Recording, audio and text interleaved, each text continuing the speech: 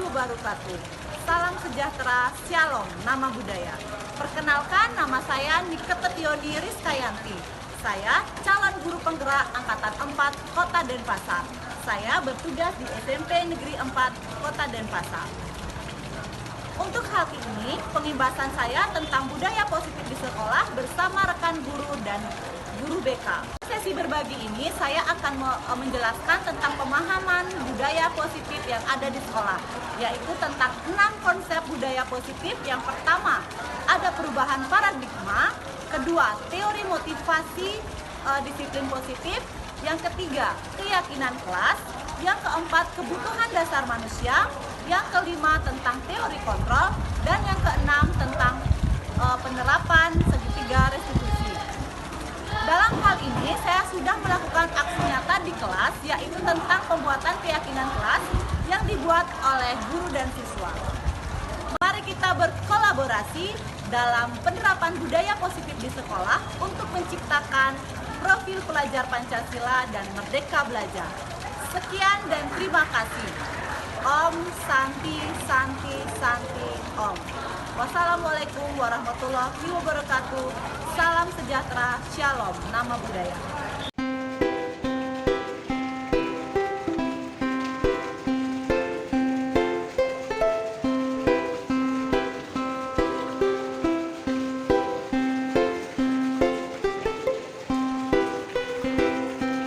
Om Swastiastu, wassalamualaikum warahmatullahi wabarakatuh. Selamat pagi Bapak Ibu, terima kasih untuk kesempatan hari ini.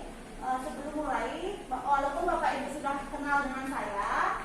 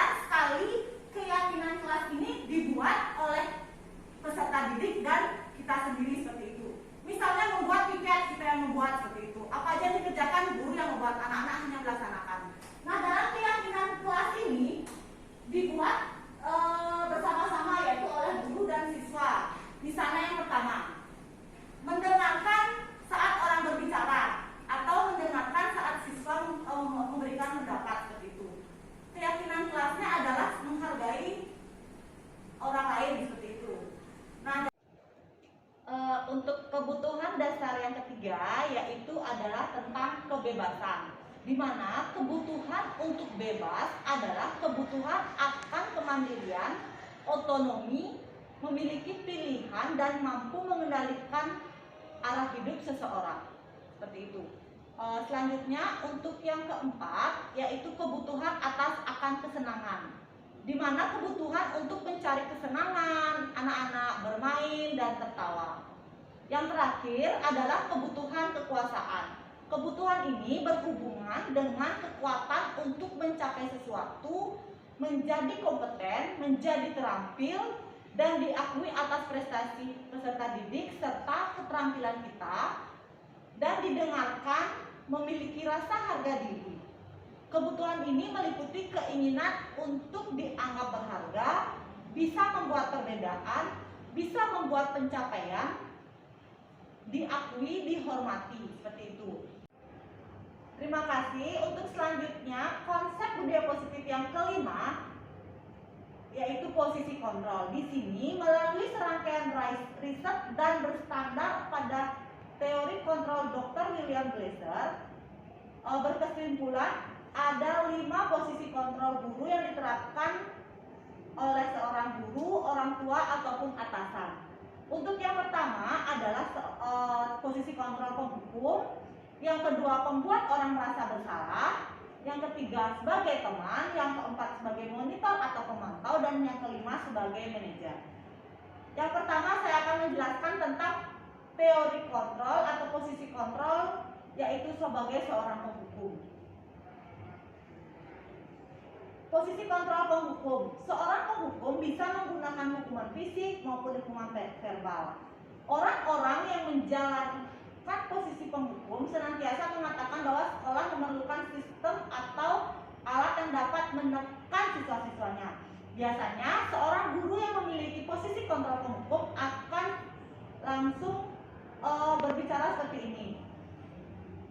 Kamu yang selalu salah, seperti itu. Biasanya dia langsung memberikan hukuman, atau selalu kamu saja yang berbuat seperti ini, seperti itu. Untuk yang kedua yaitu pembuat orang merasa bersalah. Pada posisi ini biasanya guru akan bersuara lebih lembut. Pembuat orang merasa bersalah akan menggunakan keheningan yang membuat orang lain merasa tidak nyaman, bersalah, ataupun rendah diri. Biasanya kata-kata yang keluar itu, "Nak, ibu sangat kecewa dengan sikap kamu." Atau biasanya, "Ibu sudah berapa kali sih kasih tahu kamu, Nak?" Nah, biasanya seperti itu. Dia guru-guru tersebut memberikan halus tapi membuat siswa itu merasa bersalah. Di posisi ini murid akan memiliki penilaian diri yang buruk terhadap dirinya sendiri. Murid merasa tidak memiliki harga diri dan telah mengecewakan orang-orang yang disayanginya, sehingga murid itu merasa bersalah akan melaksanakan perbuatan itu. Baik, untuk selanjutnya adalah posisi kontrol yang ketiga, yaitu posisi kontrol teman.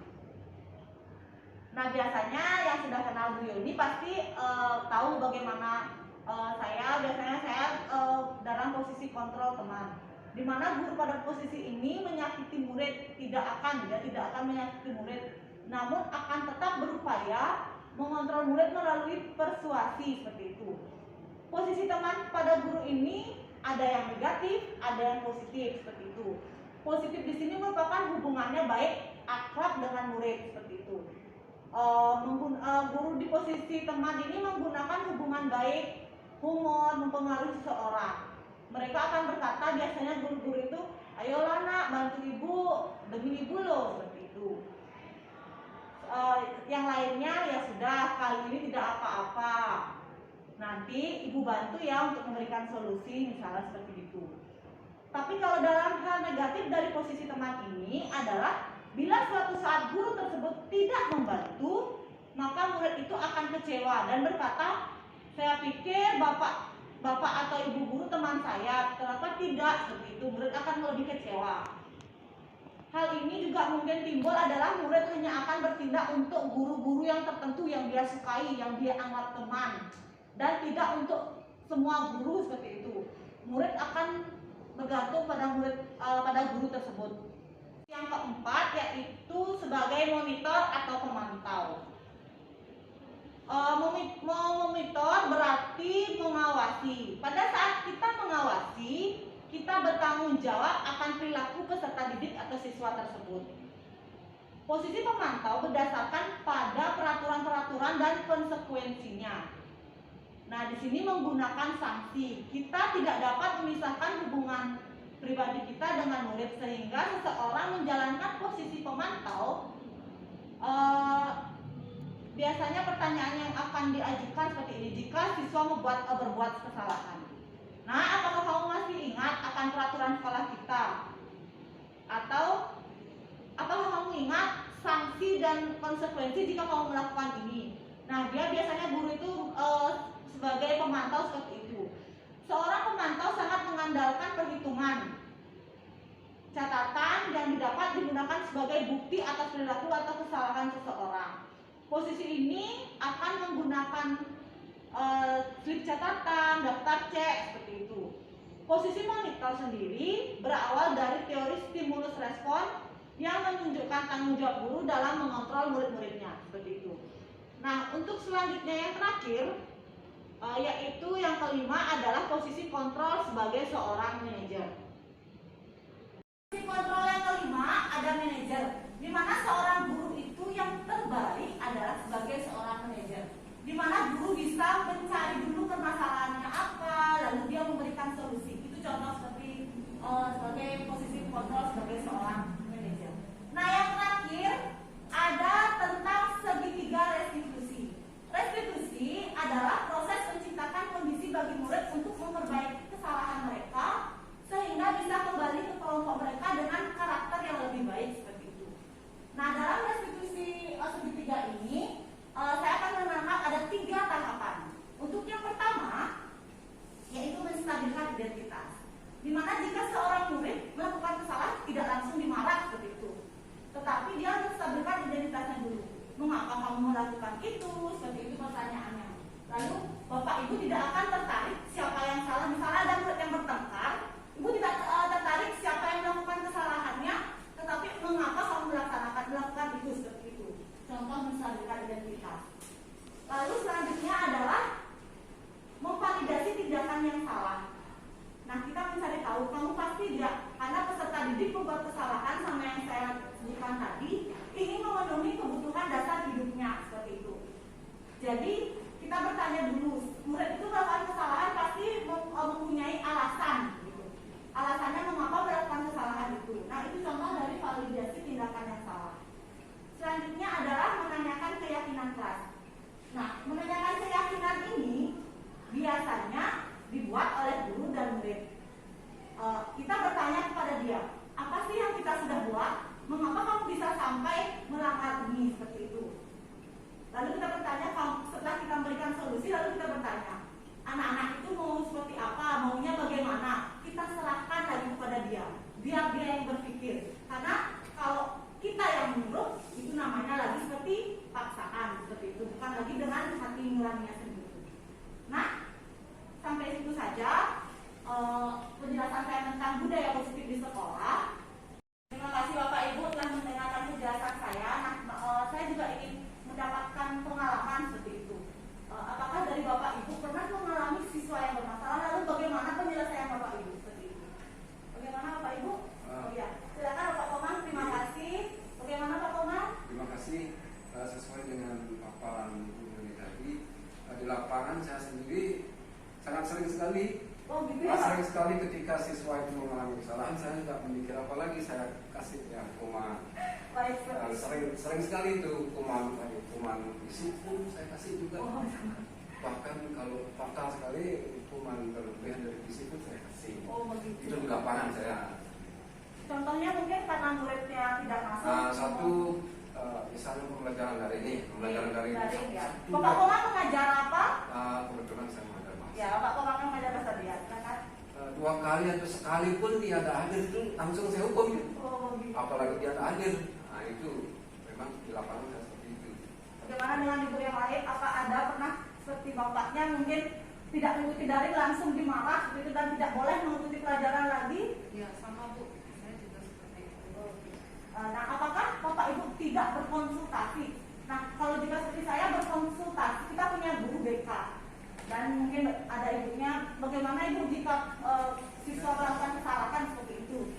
Nah, kalau saya sebagai guru BK, apalagi saya menangani kelas 7, ya, tapi juga menangani semua siswa yang ada di SMP 4. Menurut saya, apa yang Bapak lakukan dan Ibu-ibu lakukan ini menurut saya kurang tepat, gitu ya. Apakah Bapak Ibu sudah menanyakan alasannya kenapa dia melakukan kesalahan seperti tidak masuk daring? Sudah pernah melakukannya? Nah, untuk hal yang seperti itu, karena dia melakukan kesalahan awal, saya langsung aja hukum dia. Oh gitu. Nah itu perbuatan kurang tepat Pak ya. Jadi ketika Bapak sudah marah, anak-anak pasti akan takut ya. Jadi seolah-olah Bapak, Ibu tidak mengerti kondisinya dia seperti apa. Seperti yang dijelaskan oleh Bu Yoni mengenai segitiga restitusi gitu ya. Kita harus saling kolaborasi antara guru BK, kemudian wali, lalu ke mata pelajaran. Nah, kita harus tahu dulu apa sih masalahnya. Ketika sudah mengetahui masalahnya, kita kasih tahu bahwa anak ini masalahmu seperti ini. Apa yang harus dilakukan begitu ya, Bu? Iya benar. Itu ya Bapak Ibu ya. Terima kasih Bu Dias. Begitu. Nah, dari yang dipenjelaskan Bu Dias tadi sangat benar sekali. Jadi kita harus melaksanakan segitiga restitusi itu. Kita cari dulu apa permasalahannya, apa yang dibutuhkan siswa, lalu kita memberikan solusi seperti itu Bapak Ibu. Nah, di sini saya tidak akan menjadi guru bagi Bapak Ibu. Mari kita berkolaborasi untuk siswa yang lebih baik dan berkarakter sama seperti di guru penggerak, yaitu berkarakter profil Pancasila. Baik Bapak Ibu, terima kasih untuk hari ini telah mendengarkan saya. Nah, untuk sekarang saya sudah pernah melakukan percobaan menggunakan segitiga restitusi. Sama seperti masalah Bapak Ibu yang tadi Ibu sebutkan, saya mengambil masalah kepada siswa yang tidak mengikuti daring dan tidak mengumpulkan tugas saat daring. Nah, di sana saya sebagai posisi seorang manajer. Mari kita tonton dulu sebelum saya analisis.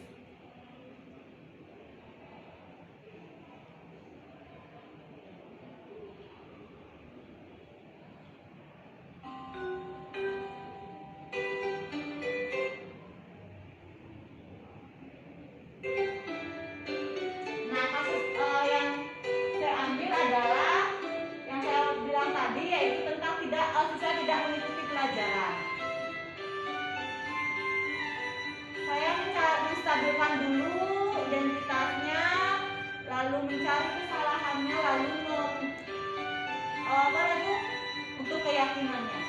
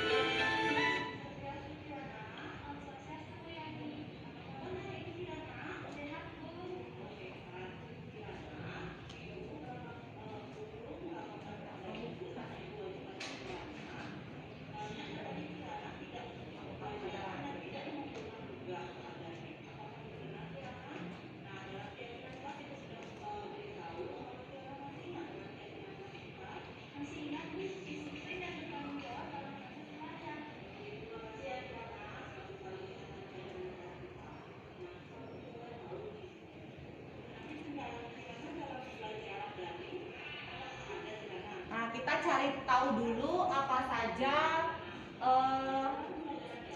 yang alasan-alasan dia tidak mengikuti pelajaran seperti itu.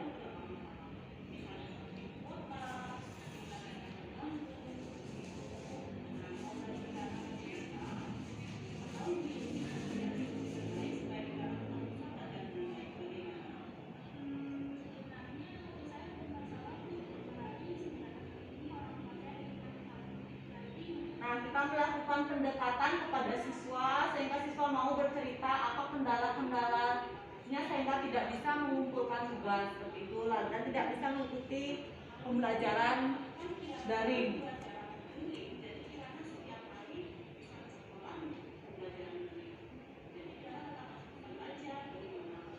Nah, setelah kita kita tahu tentang permasalahan siswa, kita memberikan siswa tersebut solusi seperti itu. Jadi kita tidak langsung menghukumnya karena kita mencari dulu alasannya seperti itu.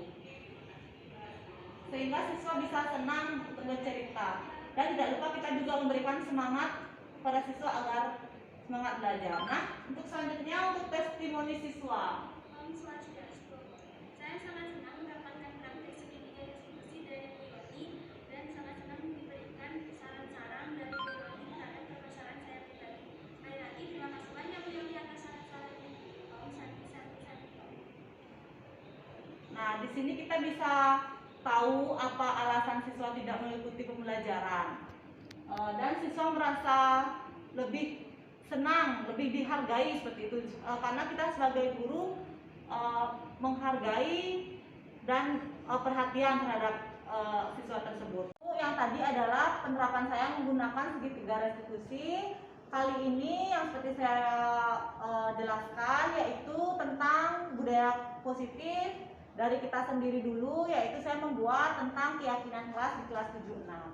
Nah, membuat budaya positif di sekolah itu juga banyak perlu dukungan, seperti dengan adanya kolaborasi dengan kepala sekolah dalam pemberian izin, kita membuat aksi nyata dengan Bapak Ibu guru sebagai rekan guru saya dan pegawai serta dengan peserta didik, yaitu dengan murid. Nah, berikut saya akan tampilkan aksi nyata saya dalam penerapan budaya positif pembuat keyakinan kelas.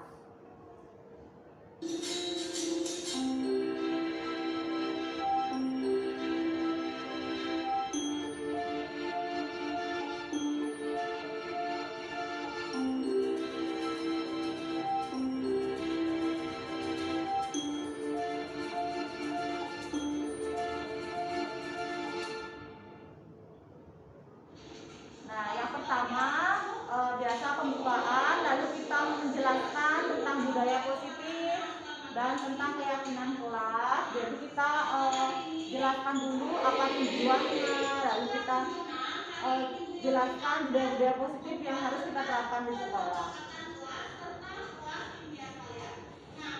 Kita gali dulu apa kelas impian siswa, seperti itu. Kita memberikan siswa untuk berpendapat atau mengeluarkan ide-ide yang mereka punya atau keinginan mereka terhadap kelas impian mereka.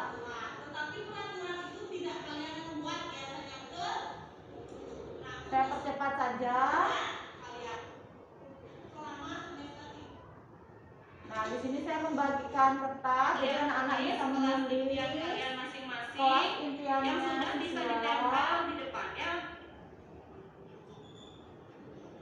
Mereka menulis ide mereka sendiri tentang keinginan mereka, kelas impian mereka seperti apa sih, seperti itu. Jadi kita tahu keinginan siswa kita. Nah, di sini siswa menempel semua.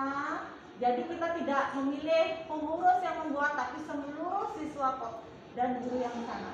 Nah, ini sudah jadi untuk kelas impian siswa.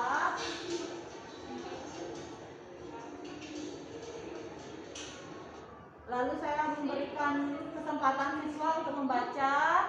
Di sini yang saya baca, siswa banyak ingin kelas yang nyaman, kelas yang bersih, teman-teman yang bisa saling menghormati, seperti itu kelas impiannya. Nah, setelah kelas impian ini, saya jelaskan dulu kembali tentang tindakan-tindakan yang bisa untuk mewujudkan kelas impian, yaitu dengan membuat keyakinan kelas. Nah, di sini kita akan membuat keyakinan kelas. Kita bagikan lagi kertasnya, jadi siswa juga membuat sendiri masing-masing seperti itu.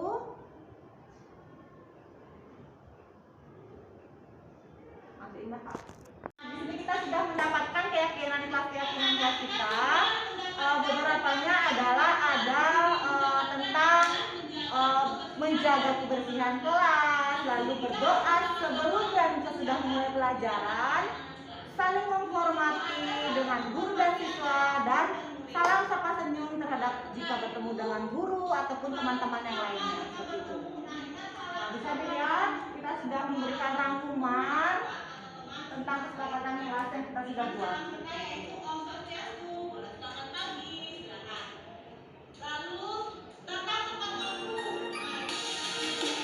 Dan tidak lupa datang tepat waktu.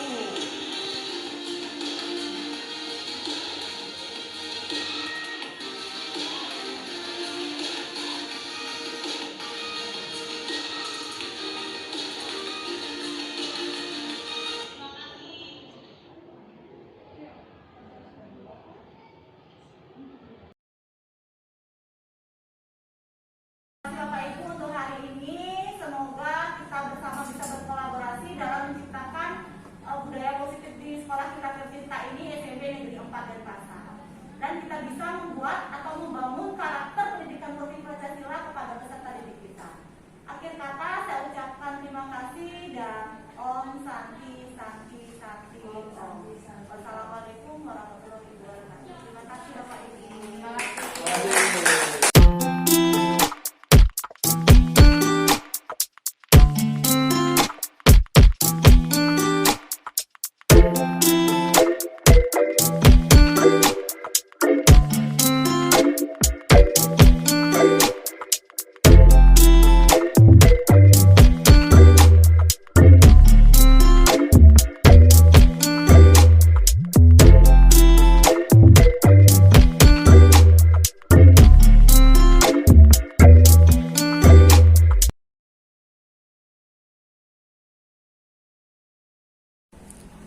Om Swastiastu. Perkenalkan, saya Iko Mangwirame. Saya adalah guru bahasa Bali di SMP Negeri 4 Denpasar. Saya 1 MGMP dengan Ibu Ketut Yuni Rizkayanti sebagai guru bahasa Bali di SMP Negeri 4 Denpasar. Di sekolah, Ibu Ketut Yuni Rizkayanti dalam pembelajaran bahasa Bali, beliaunya sangat kreatif sekali dan bahkan beliau cepat menciptakan metode dan model-model pembelajaran yang tepat digunakan kepada siswa dalam proses pembelajaran bahasa Bali. Beliau sangat kreatif sekali membaca situasi di mana model-model pembelajaran dan metode-metode pembelajaran yang dikembangkan oleh beliau sangat memajukan sekali bagi keberadaan pembelajaran bahasa Bali sebagai pelajaran muatan lokal di SMP Negeri 4 Denpasar. Dan hasilnya sangat bagus sekali, di mana siswa semakin senang ya dengan pembelajaran muatan lokal dalam mengajarkan kebudayaan Bali, khususnya seni sastra Bali. Om Santi Santi Santi. Om Swastiastu. Perkenalkan, nama saya Ninyoman Diastri Marina. Saya adalah guru BK SMP Negeri 4 Denpasar. Saya dan Bu Yoni sering berkolaborasi menangani masalah siswa karena saya sangat senang bisa menerapkan budaya positif di mana kita harus tahu masalah-masalah siswa, apa menjadi kebutuhan siswa. Jadi kita tahu alasan yang terpenting sehingga kita mampu memberikan solusi yang tepat. Terima kasih. Saya akhiri dengan para mesanti. Om Santi Santi Santi Om.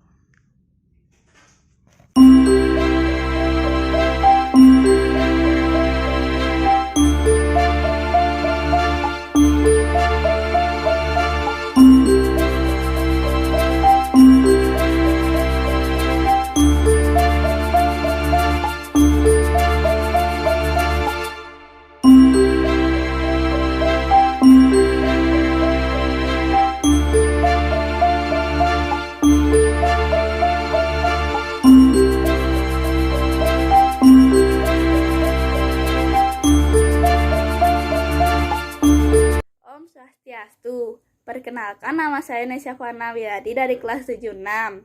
Saya senang dalam pembuatan kelas impian dan keyakinan kelas karena Saya dan teman-teman, juga Bu Yuni, ikut serta dan terlibat langsung dalam membuat keyakinan kelas untuk kelas 76 untuk 1 semester ke depan.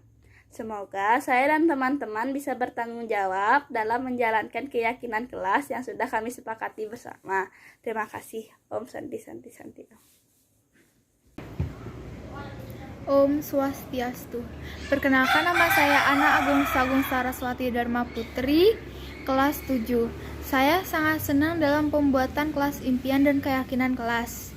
Karena saya dan teman-teman serta Bu Yuni ikut serta dalam membuat keyakinan kelas untuk kelas 76 1 semester ke depan. Terima kasih Om Santi Santi Santi Om.